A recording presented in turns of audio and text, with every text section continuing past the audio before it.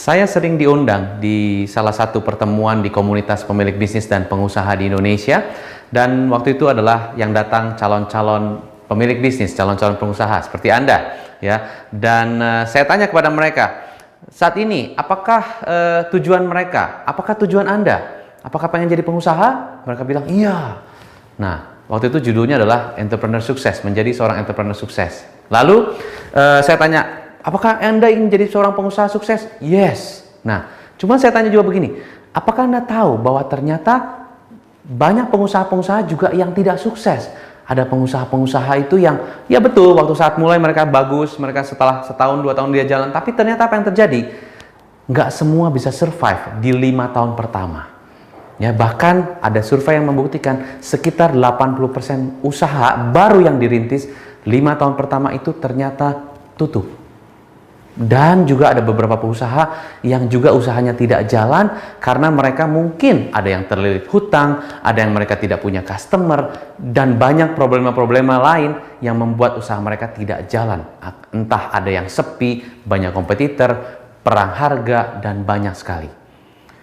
Saya kasih tahu fakta-fakta seperti itu dan mereka tetap bilang, saya tetap harus jadi pengusaha sukses. Wow, sangat interesting sekali. Saya selaku bisnis coach, pelatih bisnis, dan juga selaku pengusaha, saya sangat senang sekali melihat entusiasme dari calon pemilik bisnis atau para pemilik bisnis yang baru-baru, yang muda-muda dan semangat ingin benar-benar sukses dalam bisnis mereka. Nah, berikut adalah tips-tips dari saya setelah saya banyak mengcoaching para pemilik bisnis dan membantu mereka supaya bisnisnya maju. Inilah 5 hal yang Anda harus perhatikan saat Anda memulai usaha Anda. Banyak dari kita mungkin bingung, bagaimana kita memulai bisnis? Yang mana? Bisnis apa yang harus saya jalani? Karena semua bisnis udah ada.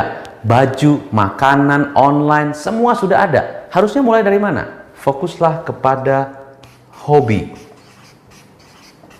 atau passion. Fokuslah kepada hobi dan passion saya, passion Anda. Hobi Anda apa? Anda sukanya gimana?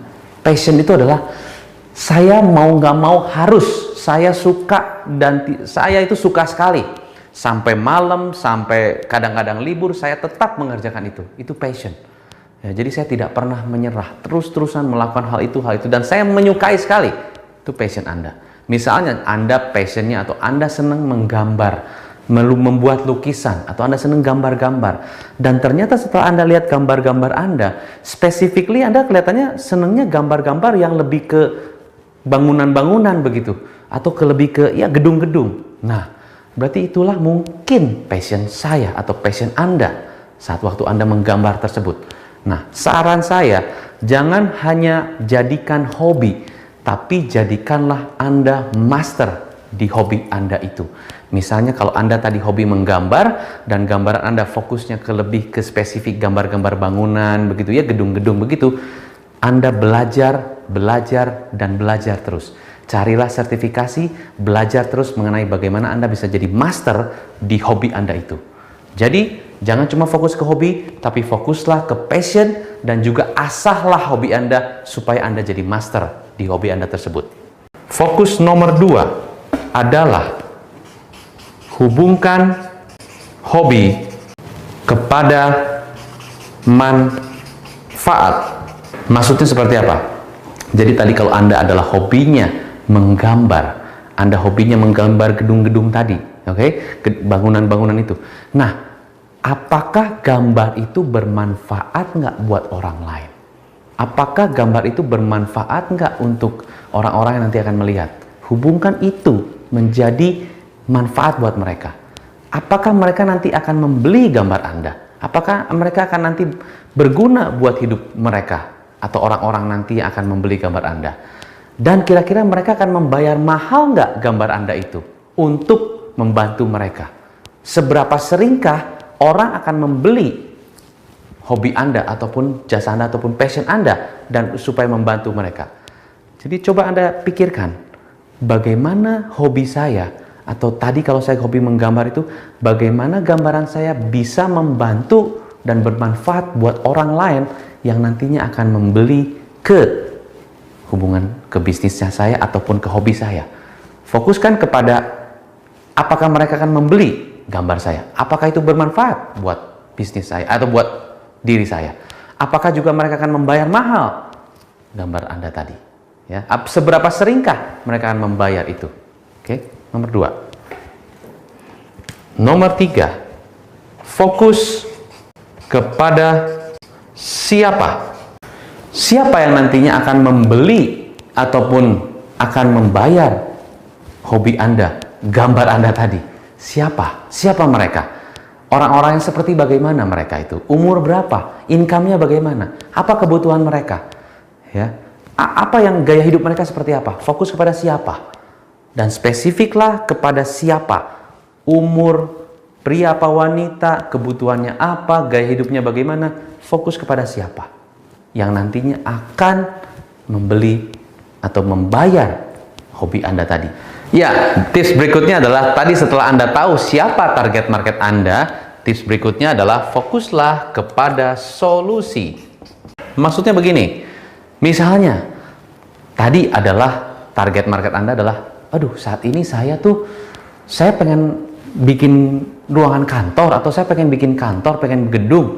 Itu saya dulu susah cari tukang gambar ataupun ahli menggambar yang benar-benar spesifik dan jago banget dan master banget di bangunan dan gedung. Dulu susah, karena saya cari tukang gambar banyak sih, cuman yang specifically benar-benar master di bangunan, gedung, office itu nggak ada. Nah, sekarang setelah saya ketemu dengan orang ini, nah ini sangat luar biasa. Dan orang ini, ataupun berarti orang itu adalah Anda benar-benar spesifik, benar-benar master banget di gambar-gambar yang fokusnya kepada bangunan dan office building. Itu adalah solusi buat target market Anda yang lebih memudahkan kalau mereka ingin bangun kantor yang benar-benar kebutuhannya untuk office building. Itu begini contohnya, karena Anda sudah mengasah hobi Anda dan Anda jadi master di situ. Ya kan? Dan Anda jadi solusi buat mereka. Nah, solusi itu fokusnya kepada problem solver. Jangan fokus kepada produknya, jangan fokus pada gambarnya, tapi apakah gambar Anda menjadi solusi nggak? Menjadi membantu problemnya mereka nggak? Fokuslah kepada problem solver. Dan simple problem solver adalah before, after. Before, after. Dulu susah, dulu stres, dulu segala macam. Saat ini lebih mudah, saat ini lebih gampang, saat ini lebih cepat. Fokuslah kepada before and after. Nomor 5. Fokus ke 4P marketing. Fokuslah kepada 4P marketing tools. Philip Kotler, pencetus 4P of marketing, dia benar-benar menciptakan itu dengan sangat luar biasa. Dan kalau Anda ingin memasarkan usaha Anda dengan lebih baik, fokuslah kepada 4P dengan benar-benar detail. P yang pertama adalah price. Bagaimana Anda bisa membuat sebuah pricing strategi yang benar-benar bisa cocok dan pas kepada target market Anda. Mahal atau murah itu tergantung dari benefit yang akan mereka dapatkan. Mahal atau murah itu relatif, ya. Mahal atau murah itu dihubungkan dengan manfaat yang mereka akan dapatkan. Kalaupun calon customer Anda harus membayar lebih mahal, itu karena benefit yang mereka dapatkan, manfaat yang mereka dapatkan jauh lebih banyak yang mereka dapatkan daripada harga yang harus dibayar. Maka mereka akan membuat harga itu akan tidak terlalu mahal. P yang kedua adalah tentang place, tempat di mana Anda melakukan usaha Anda. Ada 3 tempat. 1, Anda bisa melakukan usaha Anda di offline, retail, ataupun di offline begitu ya. Kedua, Anda bisa melakukan usaha Anda di online, ya. Ketiga, Anda bisa melakukan usaha via telepon. Nah, tergantung di mana target market Anda dan Anda harus sangat spesifik. Kira-kira di mana harusnya saya yang paling strategis banget melakukan usaha saya? Apakah online? Ada pemilik bisnis yang sangat sukses banget di online. Apakah di retail? Anda sukses banget di retail. Ada juga yang pemilik bisnis yang sangat sukses via telepon. Anda harus sangat spesifik banget tempatnya di mana, lokasi yang sangat strategi di mana. P yang kedua. P yang ketiga mengenai produk yang Anda jual. Produk ini fokusnya jangan kepada produk, tapi fokuslah kepada, lihat nomor 4 adalah solusi. Bagaimana produk saya bisa menjadikan solusi, bagaimana produk saya memberikan manfaat, bagaimana saya bisa membantu target market saya, bagaimana saya bisa membantu customer saya dengan produk yang saya tawarkan. Solusinya apa? Solusinya apa? Fokus pada solusi. Manfaatnya apa? Ya, fokus kepada what is your product do, not what is your product. Fokus kepada what is your product do to help your customer, not just focus on your product. P yang keempat adalah tentang promotion.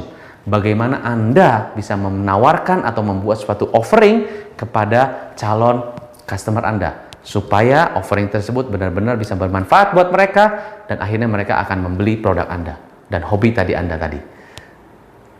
Nah, demikian dari saya. Ada 5 tips bagaimana Anda bisa memulai usaha dan memasarkan usaha Anda. Pertama, fokuslah kepada hobi dan passion Anda dan asahlah dengan sangat spesifik dan Anda kalau bisa master di hobi Anda. Kedua, hubungkan hobi Anda dengan manfaat yang orang akan dapatkan kalau mereka membeli hobi jasa Anda ataupun passion Anda. Ketiga, fokus kepada siapa target market Anda dan sangat spesifik. Nomor 4, fokus kepada solusi. Solusi apa yang Anda berikan kepada target market Anda? Fokus kepada before and after, sebelum dan sesudah. Lalu, fokus pada 4P of marketing. Price, promotion, place, and product.